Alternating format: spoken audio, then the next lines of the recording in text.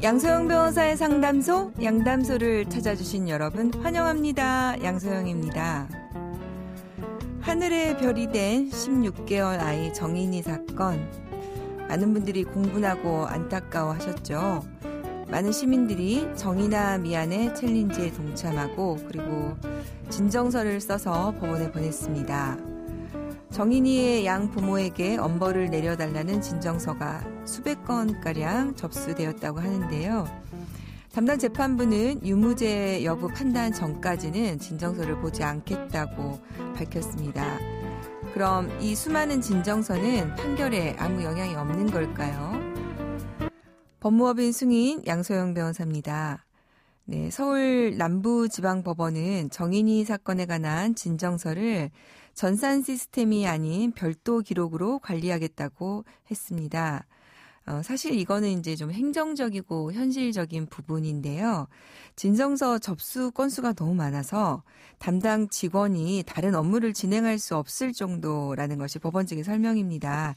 저희도 이렇게 사건을 진행하는데요. 기록이 너무 두꺼우면 이게 들고 다닐 수가 없어요. 또 담당 재판부가 유무죄 판단에 영향을 미칠 우려로 일단 모든 증거를 검토하고 유무죄 여부를 판단하기 전에는 진정서를 보지 않겠다는 입장을 밝혔습니다. 이게 이제 사실은 형사재판을 하는데 가장 기본적인 원칙입니다.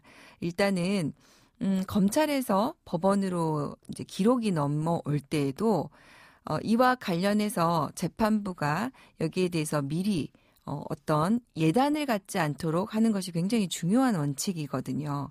그러다 보니까 재판부가 사실은 이렇게 얘기하는 것이 굉장히 중요한 중립에 관한 내용인데 이거를 이제 국민 여러분들이 조금 오해해서 재판부가 이렇게 얘기한 부분에 대해서 이제 댓글로 많이 비난을 하시는데 이제 그런 문제는 아니신 것 같습니다.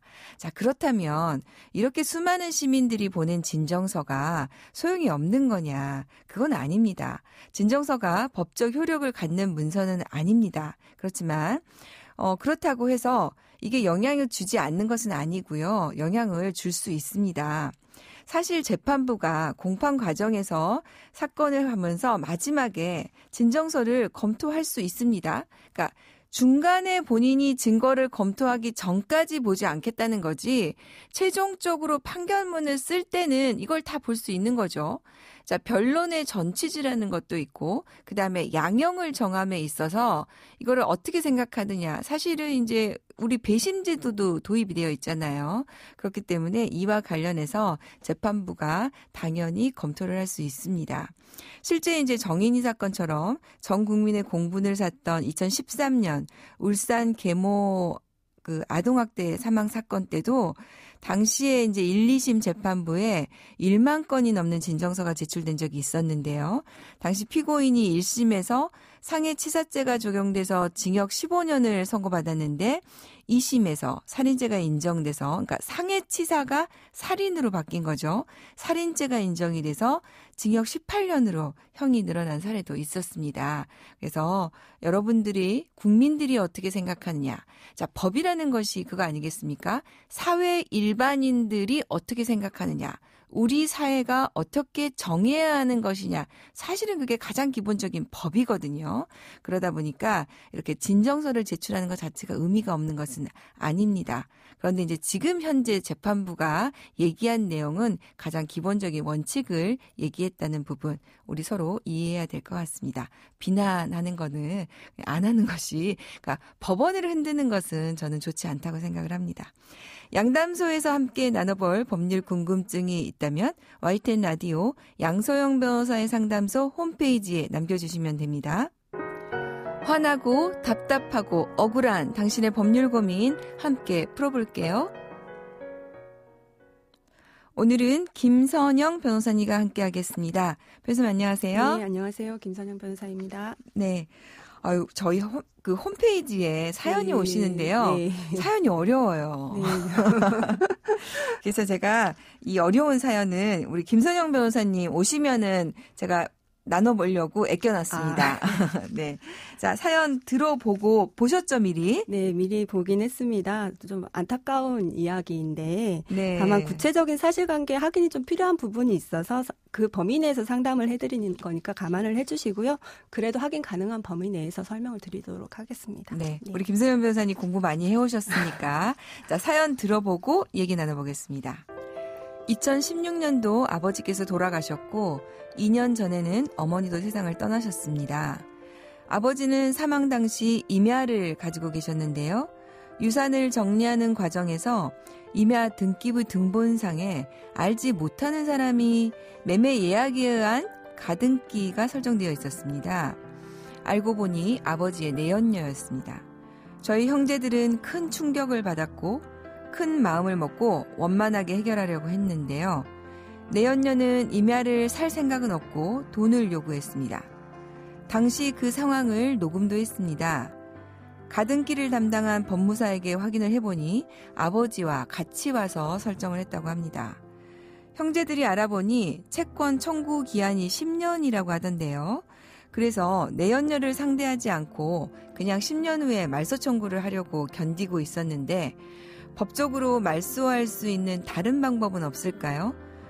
그리고 또 10년 후에는 어떤 절차에 의해서 말소를 청구할 수 있을까요? 네, 아버지가 돌아가시고 났는데 그 소유한 임야의 내연녀가 매매예약 가등기를 설정을 해놨군요. 네. 우선 이제 매매예약 가등기가 뭔지 그것부터 좀 설명을 해 주실까요? 예. 그 매매예약 가등기는 좀 나눠볼 수 있는데 일단 가등기는 본등기에 대비해서 미리 이제 순위를 보존하기 위해서 하는 거고, 그러니까 나중에 그러니까 이제 다른 사람이 일단 이걸 가져가면 안 되니까 내가 나중에 본등기 할 수도 있다. 이렇게 이제 미리 해놓는 거죠. 그래서 가등기. 이렇게. 가등기는 사실은 가등기가 있다고 해서 소유자나 권리자들이 처분을 못하는 건 아닌데 다만 이미 내가 권리를 행사할 수 있다라고 예고를 해놨기 때문에 이후에 가등기에 의해서 본등기가 이루어지면 사실은 그 사이의 처분 행위는 효력을 잃게 됩니다. 네. 그렇게 순위를 보존하기 위해서 하는 게 가등기고요. 그래서 이제 매매예약 가등기를 좀 그래서 자세히 보시면 두 가지를 나누어 볼 수 있는데요. 그러니까 순수한 의미에서 첫 번째 이제 본계약 전에 매매예약에 관한 권리를 보존하기 위해서 이루어지는 순수한 매매예약 가등기가 있고요. 두 번째는 채권을 담보하기 위해서 이제 부동산의 근저당을 설정하지 않고 채무자가 변제하지 않는 경우에 그 부동산을 취득하기 위해서 매매예약 가등기 형태를 빌려서 등기하는 경우로 나눠볼 수 있습니다. 그런 거 우리가 이제 흔히 가등기 담보다 이제 이렇게 얘기하는 부분이군요. 그러니까 이제 이 사례는 사실 이제 어떤 의미인지는 정확히 알기는 어렵네요. 내용으로 봐서는. 근데 이제 본인이 보니까 이 사례에서 가등기를 담당한 법무사에게 확인을 해보니까 아버지와 같이 와서 설정을 했는데 본인이 뭐 살 생각이 없다는 거 얘기가 있고 그다음에 돈을 빌려줬다는 얘기가 있는 거 보니까 사실은 가등기 담보는 일단 담보는 아닌 것 같아요. 네, 그러니까 일단은 뭐 사겠다 말겠다 이런 얘기가 오간 걸로 봐서는 사실은 그 순수한 의미의 매매예약 가등기가 아닌가 싶습니다. 그래서 그걸 전제로 답변을 드리도록 하겠습니다. 네. 그러면 자, 매매 계약이 완성됐다고 볼 수 있을까요? 그 매매예약 같은 경우에는 당사자 일방적인 의사표시로 매매계약이 이제 성립되는 경우인데요.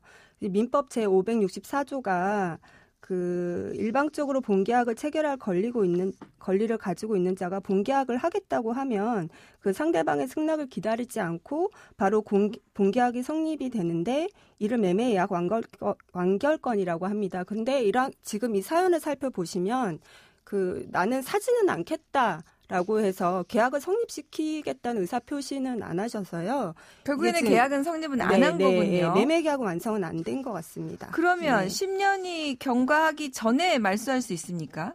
10년이 경과하기 전에는 할 수는 없고요. 매매 예약 완결권에 대해서는 이제 매매 예약이 성립된 때로부터 그 10년의 제척 기간에 걸리는 것으로 보고 있습니다. 그러니까 소멸시효하고 제척 기간이 좀 문제가 되는데 소멸시효도 일정 기간 행사하지 않으면 권리를 소멸시키고 그리고 제척 기간도 사실은 어떤 권리에 대해서 법률이 예정하는 존속 기간이라서 그 기간이 만료하면 당연히 소멸되는 제도라는 점에서 유사하기는 한데요. 소멸시효는 중단이나 뭐 이런 부분이 있어서 연장이 가능하지만 제척 기간은 그 중단이나 연장이 인정되지 않는 제도입니다. 그래서 어느 것이 제척 기간에 해당하는지에 대해서는 좀 구분이 어렵긴 한데 법문에 따라서 시효에 의하여라고 규정된 것 외에는 제척 기간으로 해석이 되고 있습니다. 그래서 이 건 같은 경우에도 뭐 시효라는 언급이 없기 때문에 그 행사 기간이 정해지든 정해지지 않았던 간에 지금 매매 예약 자체가 매매 예약 가등기가 된 때로부터 10년이 경과하면 가등기 말소를 구할 수 있습니다. 그러면 이제 10년이 이제 되면은 이제 가등기 말소 소송을 하면 되겠군요. 네, 그렇습니다. 네. 그러면 10년이 경과하기 전에 다른 방법으로 구할 수 있는 건 없겠습니까? 지금 질문이 주신 게 그건데요. 아, 예. 지금 민법 제564조에 의하면 다만 그 예약 완결권에 대해서 행사 기간을 정하지 않은 경우에 그 상당 기간을 정해서 매매약 완결 여부의 확답을 상대방에게 채구할 수 있고 그 기간 내에 확답을 받지 못하면 예약은 효력을 잃는다고 되어 있습니다. 그래서 이 건 같은 경우에 예약 완결권을 행사하지 않겠다라고 하고 있기 때문에 매매 계약 자체는 성립이 안 돼서 매매 예약 가등기 말소는 가능할 것 같은데 다만 그 정산 문제가 좀 남아있기는 합니다.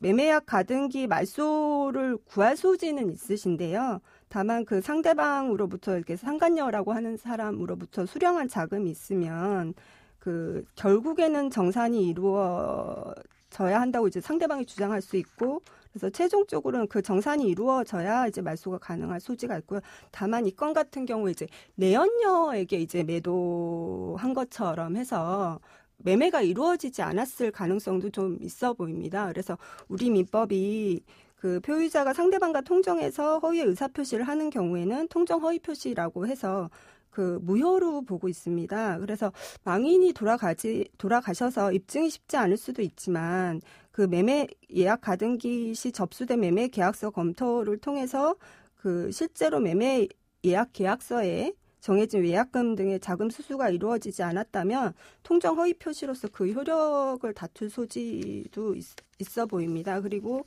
그러니까 이제 결론으로 말씀을 드리면 이제 하나는 매매 예약의 완결권을 행사해서 그쪽이 그걸 하지 않겠다는 걸 확인을 받는 방법으로 가등기 말소를 구하는 네. 방법이 있고, 네. 그다음에 내연녀인 경우니까 이게 그러니까 통상적으로 그냥 허위 표시일 가능성이 있다 이런 말씀이신 거죠. 그래서 그에 대해서 증거를 좀 다투는 방법으로 말소를 구하는 방법이 있겠다.